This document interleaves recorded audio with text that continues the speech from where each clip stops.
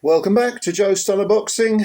Um, right, Shakur Stevenson defended his WBC World Lightweight title against Artem Haratunyan.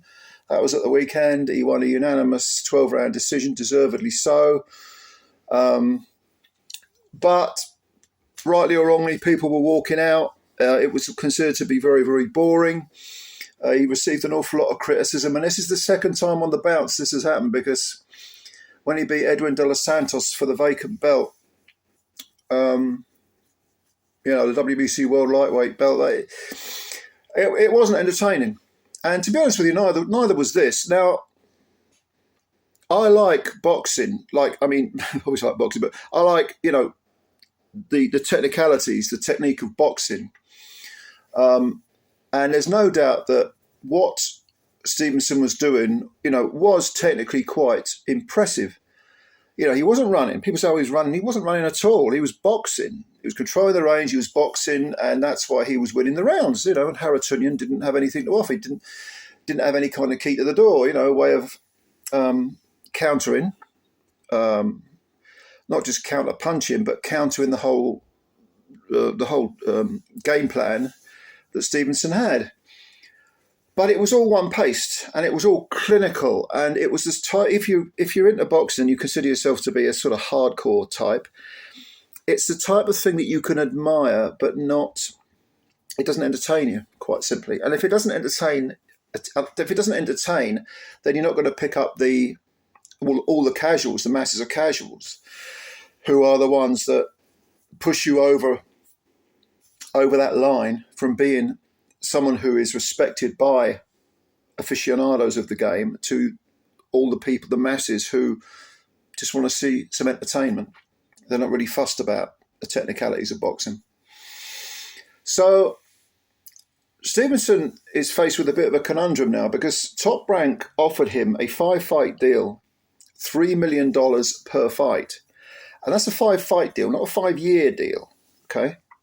So let's say twice a year, let's say 2.5 years, Stevenson could have been done with that 5-fight deal. That would have taken him up to 29, 30. So he'd have still had a bit of time left in his career, no question.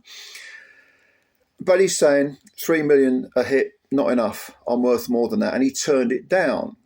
And he wasn't disrespectful towards Top Rank. He said that they'd done him proud, brought him along well and so on. And Bob Arum actually spoke quite highly of Stevenson as well. But if Stevenson does fall into that, sort of Guillermo Rigondeaux category of being technically brilliant but not really, not an entertainer, he might have difficulty finding a promoter who'll pick him up for more than $3 million a match, unless we're talking big names. So, for example, him against Tank Davis, you expect more than $3 million because it's a big fight, a big unification fight. Actually, I think that Stevenson is perfectly capable of being entertaining because he has been at the weight low, at the super featherweight division. He outpointed Oscar Valdez, looked brilliant doing it. But again, very technical. But not boring. And Jamel Herring, he stopped him in 10. That was a very good, very entertaining performance, very good performance. If you think of someone like Bam Rodriguez, who is technically superb, but he provides entertainment, he provides action, right? And this is what Stevenson has got to get back to doing, because you can't just be a technician. You can't just be someone who gets the job done nigh on flawlessly, but nobody really cares. Not if you want to make money. You can pick up belts, you can build a legacy, you can gain the respect. I mean, there is Landy Lara is another one, although Lara, to be honest, even though he's 40 or something like that, in his 40s, close to 40, in the last couple of years, he's knocked a few people out. But for many, many years, he was considered, again, to have that Cuban style and be very, very effective. But there isn't a great deal to shout about there, in terms of, I've got to see the next fight. And it's becoming the same with Shakur Stevenson. So let's think about Matchroom. Would Matchroom go for Shakur Stevenson? Well, I don't think they would offer a lot more, if any, if would they even match 3 million a fight? Probably they would. But don't forget, they've had their fingers burnt by Lawrence Okoli, and to a lesser extent Joshua Buatsi. But Buatsi could be very entertaining. Okoli sunk the place out on many, many occasions when he was with Matchroom, and continued to do that when he signed a boxer. He's now a free agent because no one wants to sign him, I guess. Box didn't offer him an extension of the contract. And that's just because he wasn't providing the entertainment. He just,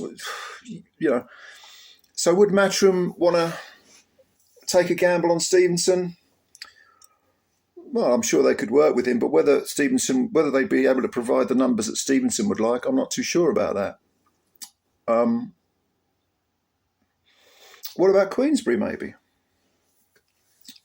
Queensberry seem to be, at the moment, looking to branch out into the international scene, because they've always been pretty much a UK-based, UK talent outfit.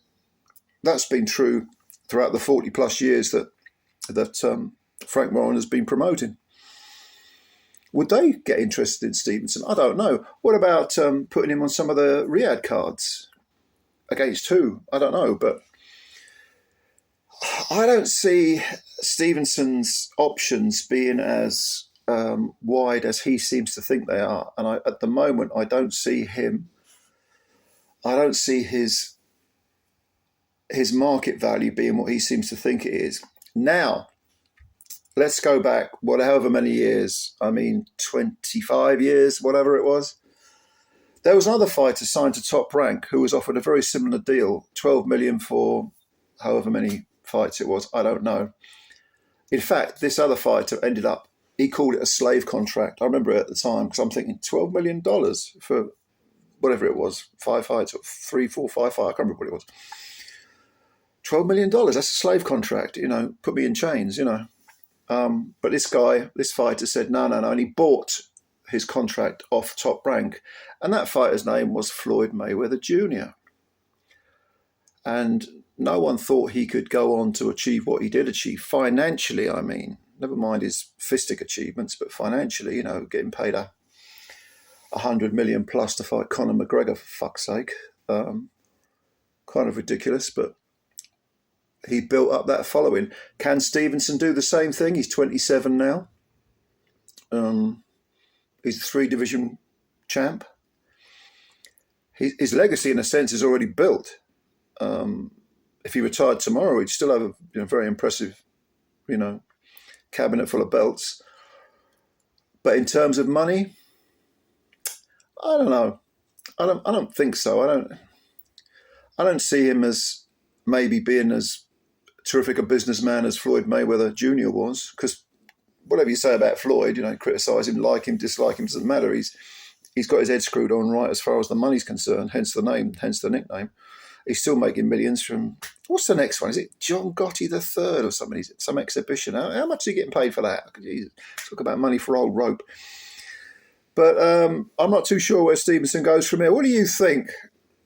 Should he have signed with Top Rank again for that 5-fight deal? 3 million a fight, 15 million. Not bad, is it? Is he going down the route of, like a Gamerlo Rigondeaux, where he's just going to be someone no one wants to fight because it's very, very high risk, low reward? I don't know. You tell me what you think. Leave your comments below and I'll have a read. Okay, ladies and gentlemen, you know the drill. Subscribe to the channel if you're new. If you could do that, costs you nothing, takes a second. And also hit the like button if you like the video. And leave your comments. I want to read them.